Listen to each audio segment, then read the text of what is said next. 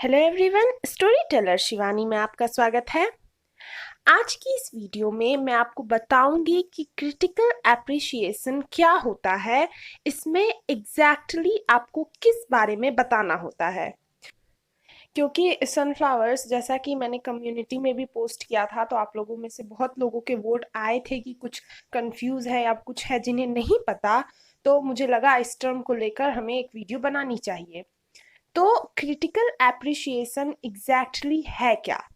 Critical appreciation का मतलब ये तो बिल्कुल नहीं है कि आपको किसी वर्क को क्रिटिसाइज करना है। नहीं, क्रिटिकल एप्रिसिएशन का मतलब है किसी वर्क को एनालाइज करना, ताकि उसके कंटेंट्स को, यानी कुछ भी उसमें इंक्लूडेड है, उसे इवेल्युएट किया जा सके, उसकी वर्थ को, अहमियत को जज किया जा सके, ताकि हम क्लियरली ये एक्सप्लेन कर पाए कि why that work should be appreciated. यानी किसी वर्क को डिटेल में जज करना, उसे समझना, उस पर विचार विमर्श करना, उसका एनालिसिस करना, ताकि हम उसके इसेंशियल फीचर्स और मीनिंग को डिस्कवर कर पाए, ही क्रिटिकल एप्रिशिएशन है। किसी चीज को लाइक करना कि हाँ मुझे ये वर्क पसंद आया, ये इजी है, पर वो क्यों पसंद आया, आप उसे क्यों अप्रिशिएट कर रहे हैं, इसका क्रिटिकल जस्टिफिकेशन देना ये डिफिकल्ट है। आपको उस वर्क को लिटरेरी स्टैंड पॉइंट से देखना होता है और उसी पर्सपेक्टिव से मूल्यांकन करना होता है, इवैल्यूएट करना होता है कि कोई वर्क क्यों इफेक्टिव लगा, उसके रीजंस क्या हैं, स्टाइलिस्टिक, स्ट्रक्चरल, थीमेटिक या और दूसरे रीजंस को एक्सप्लेन करना होता है। तो आई होप क्रिटिकल एप्रिसिएशन का मतलब क्या है आपको समझ आ गया होगा। अब बात करते हैं कि किसी स्टोरी या एसे और पोएम का क्रिटिकल एप्रिसिएशन कैसे लिखेंगे।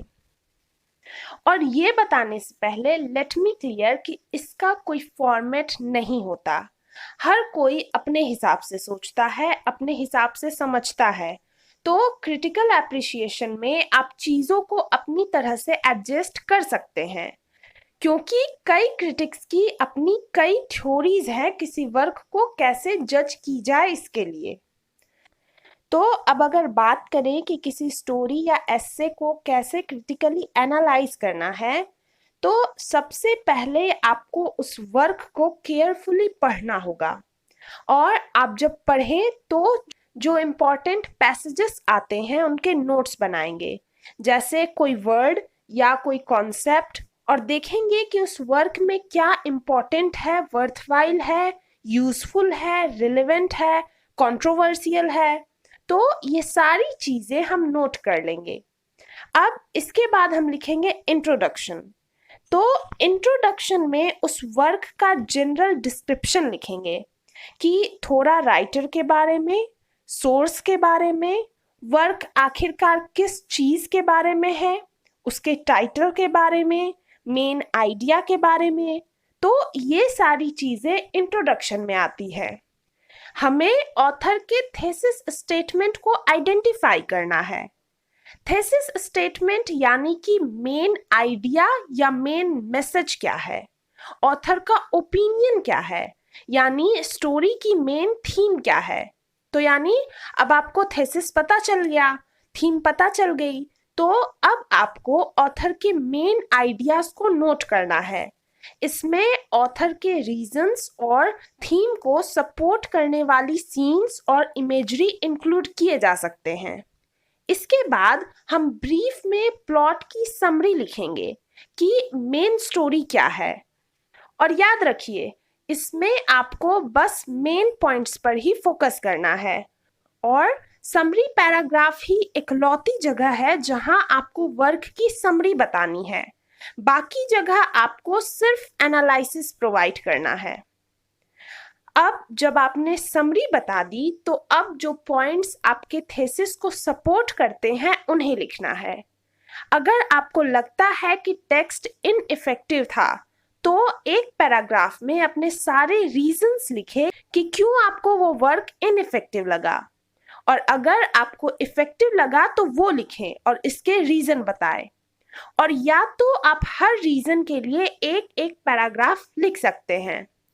और कुछ टॉपिक्स जो आप ये डिसाइड करने के लिए यूज कर सकते हैं कि क्या इंक्लूड करना है, वो है ऑर्गेनाइजेशन, कि ऑथर ने अपने आर्ग्यूमेंट्स को किस तरह से ऑर्गेनाइज किया है, स्टाइल, कि अपने पॉइंट्स को प्रूफ करने के लिए ऑथर द्वारा किस स्टाइल का यूज हुआ है और ये कैसे आर्ग्यूमेंट को हेल्प करती है, इफेक्टिवनेस, कि क्या ऑथर फेयर रहे या बायस्ड रहे, उसके बाद क्या ऑथर की कोई स्पेसिफिक ऑडियंस थी और अगर थी तो कौन थी और किस हद तक उनकी ज़रूरतों को ऑथर द्वारा पूरा किया गया। इसके बाद आपको टेक्स्ट से एविडेंस इंक्लूड करने हैं जो आपके एनालिसिस को सपोर्ट करे कि हाँ, यहाँ इस कोट से या इस सेक्शन से, इस लाइन से ऑथर ये कहना चाह रहे हैं, ये पता चलता है। और इसके बाद last part, that is conclusion में आपको अपने एनालिसिस के मेन पॉइंट्स को समराइज करना है और टेक्स्ट के ओवरऑल इफेक्टिवनेस को लेकर आपका ओपिनियन बताना है। यानी दूसरे शब्दों में आपको बताना है कि ऑथर ने अपने लक्ष्य को, उद्देश्य को अकम्प्लिश किया या नहीं, और अगर आपको लगता है अकम्प्लिश नहीं किया तो यहाँ आप एग्जाम्पल के लिए ये कंक्लूड कर सकते हैं कि कैसे ऑथर ने कुछ मामलों में अच्छा प्रयास किया लेकिन अल्टीमेटली उनका आर्ग्यूमेंट इनइफेक्टिव था, और फिर इसे 2-3 लाइन में समझा दे कि क्यों। तो ये था कि आप कैसे किसी स्टोरी या एसे को क्रिटिकली एनालाइज कर सकते हैं। अब अगर बात करें कि किसी पोयम को कैसे क्रिटिकली अप्रिशिएट किया जा सकता है, तो इसमें भी हम बात करेंगे कुछ पॉइंट्स की जो आपको इंक्लूड करने हैं। तो इसमें भी शुरुआत आप इंट्रोडक्शन से करेंगे, जिसमें सबसे पहले आप पोएट के बैकग्राउंड को बताएंगे, पोयम के टाइटल को डिस्कस करेंगे, इसके पब्लिकेशन को मेंशन करेंगे, पोयम के सब्जेक्ट का पता लगाएंगे कि पोयम किस सब्जेक्ट के ऊपर है, किस बारे में है। फिर इसके बाद हम पोयम के फॉर्म का पता करेंगे कि पोयम का जेनर क्या है। अब इन सब के बाद हम पोयम जिस समय में लिखी गई, जिस एरा में लिखी गई, उससे उस पोयम का क्या संबंध है, पोएट का उस एरा से क्या संबंध है, ये बताएंगे। और अब ये बताने के बाद उस एरा की पोएट्री के क्या फीचर्स थे, हम ये भी इंक्लूड कर सकते हैं। नेक्स्ट स्टेप में हम पोयम की थीम या फर्स्ट इंप्रेशन डिस्कस करेंगे और ये थीम्स हमें किन किन लाइंस में या किन किन सेक्शंस में दिख रही है, इनके एविडेंस को इंक्लूड करना है। इसके बाद अगर पोयम डाइडेक्टिक है यानी शिक्षात्मक है तो उसकी इनर मीनिंग क्या है, इसे भी इंक्लूड कर सकते हैं।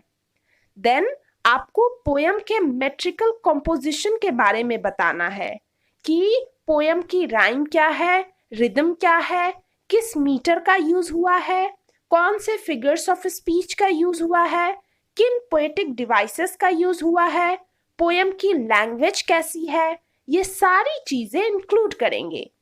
इसके बाद आप अपनी कुछ फेवरेट लाइंस भी इंक्लूड कर सकते हैं। सेम टॉपिक्स पर अगर कुछ पोएम्स लिखी गई हैं तो इसे भी इंक्लूड कर सकते हैं। और पोएम की मीनिंग और एसेंस को बताना भी बहुत ज़रूरी है। और एट द एंड आपको अपने ओपिनियंस या सजेशंस बताने हैं। पोएम का रीडर्स पर क्या इम्पैक्ट रहा, ये सारी चीज़ें कंक्लूजन में देनी है। तो इस तरह से ये सारे टॉपिक्स हैं जो आपको पोयम के क्रिटिकल एप्रिसिएशन में इंक्लूड करने हैं। और एज आई टोल्ड यू कि इसका कोई सेट पैटर्न नहीं होता। हाँ, बस आपको शुरू में इंट्रोडक्शन और एंड में अपना ओपिनियन या सजेशन देना ज़रूरी है। बाकी बीच में अगर टॉपिक इधर उधर होते भी हैं तो इससे कोई ज़्यादा फर्क नहीं पड़ता। तो पोयम के क्रिटिकल एप्रिसिएशन में सबसे पहले पोएट के बारे में लिख दो, फिर एक पैरा में समरी, उसके बाद पोयम की थीम्स या आइडियाज या सब्जेक्ट्स के बारे में लिख दें, इसके बाद पोयम का जेनर, मीटर, राइम, इसके बाद पोयम का genre, metre, rhyme scheme, poetic devices, figure of speech, ये सब इंक्लूड करें। और आफ्टर दैट कंक्लूजन, कि आपको पोयम में क्या अच्छा लगा, क्यों अच्छा लगा और क्या अच्छा नहीं लगा। It's that simple sunflowers. तो आई होप आपको वीडियो पसंद आई होगी। Thank you.